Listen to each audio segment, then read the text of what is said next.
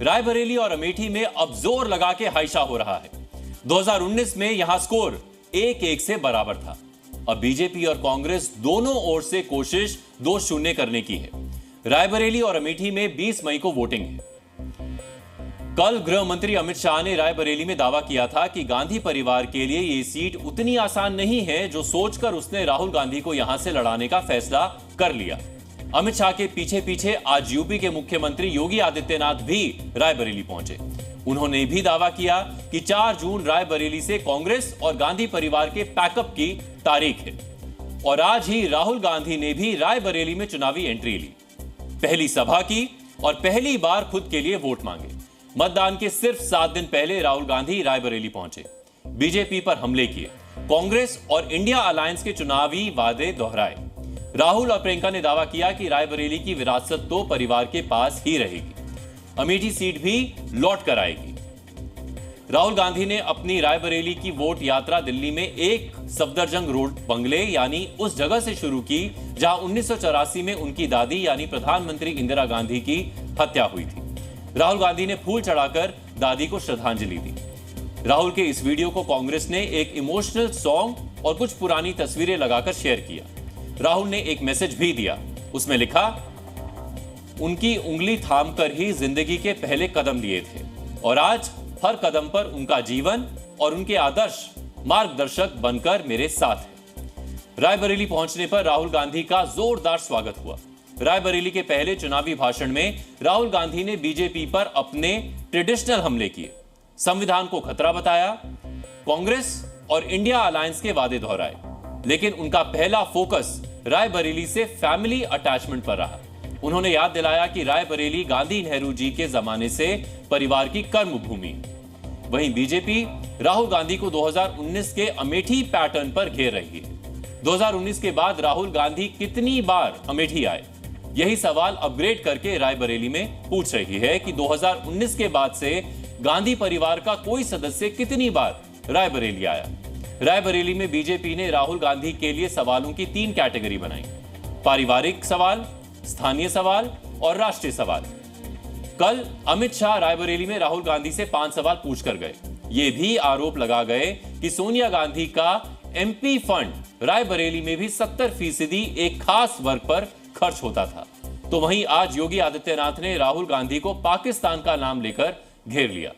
रायबरेली से पूछा कि क्या वो ऐसे व्यक्ति का समर्थन करेंगे जिन्हें बात बात पर पाकिस्तान समर्थन करता रहता है। पहले मोदी जी 400 सीट की बात करते थे, 400 पार, अब 150 भी नहीं बोल रहे। मैं आपको एक बात की गारंटी दे रहा हूं, रायबरेली की जनता लिख लो, जून 4 को नरेंद्र मोदी हिंदुस्तान का प्रधानमंत्री नहीं होगा। रायबरेली वालों ने सालों से गांधी नेहरू परिवार को जिताया है। लोकतंत्र के अंदर 5 साल तक यहां से चुन कर जाने के बाद सोनिया जी और इनका परिवार रायबरेली कितनी बार आया है भैया, बताओ तो जरा, अरे जोर से बोलो। बीजेपी के लोग, आरएसएस के लोग हमारे संविधान को खत्म करने में, नष्ट करने में लगे हुए हैं। मैं आपको एक वायदा करता हूं, अगर कांग्रेस पार्टी की इंडिया गठबंधन की सरकार आ गई तो आपका कर्जा माफ करना मेरा पहला काम होगा। क्या राहुल गांधी के संबंध है पाकिस्तान से, मैं नहीं समझ पाया। रहेंगे हिंदुस्तान में, वोट मांगेंगे रायबरेली में और उनको समर्थन मिल रहा है पाकिस्तान से। बड़े बड़े सपने दिखाए हमें भाजपा वालों ने, 2 बार इनकी सरकार हमने बना दी केंद्र में। मोदी जी कहते थे 15 लाख रुपए खाते में डलवाएंगे, मोदी जी कहते थे सारा काला धन वापस आएगा और मेरी बहनें अमीर हो जाएंगी क्योंकि हम आपके खाते में डालेंगे। मोदी जी कहते थे नौजवानों के लिए कांग्रेस ने कुछ नहीं किया, 2 करोड़ रोजगार देंगे, कुछ नहीं हुआ। राहुल गांधी ने आज रायबरेली में अपनी पहली रैली के साथ एंट्री की। राहुल ने अमेठी में जो बोला वो हमने आपको सुनवाया। वैसे आज चुनावी समर में कई और नेताओं के बयान भी ट्रेंड हुए। आपको सुनवाते हैं आज के वायरल बयान। इंडी गठबंधन के नेताओं के कैसे कैसे बयान आ रहे हैं। कहते हैं कि पाकिस्तान ने चूड़ियां नहीं पहनी है। अरे भाई पहना देंगे।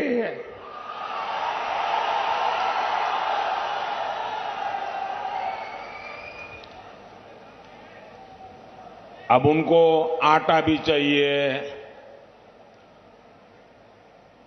उनके पास बिजली भी नहीं है। अब हमें मालूम नहीं है कि उनके पास चूड़ियां भी नहीं है। এটা ভয়ঙ্কর চক্রান্ত।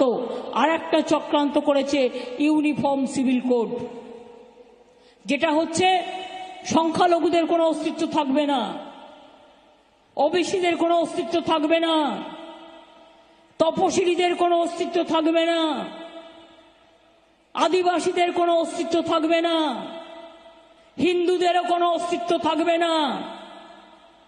শুধু one nation one political party leader. BJP अपने ही खोदे हुए गड्ढे में गिर पड़ी। बीजेपी की हर कहानी फ्लॉप रही उनकी। उनके घिसे पिटे डायलॉग कोई नहीं सुनना चाहता है। इनके घिसे पिटे डायलॉग, थकी हुई कहानी अब कोई सुनना नहीं चाहता। इनकी विदाई तय है। आप देखिएगा जब 4 जून को रिजल्ट आएगा तो बड़ी धूमधाम से भारतीय जनता पार्टी के लोगों की विदाई होने जा रही है। मैं होम मिनिस्टर साहब से पूछना चाहता हूँ, प्राइम मिनिस्टर से पूछना चाहता हूँ, हमारे वर्कर्स को क्यों बंद किया गया? क्या वो डरते हैं कि वो हार जाएंगे? और वो जरूर हारेंगे, इंशाल्लाह हारेंगे। Zee News।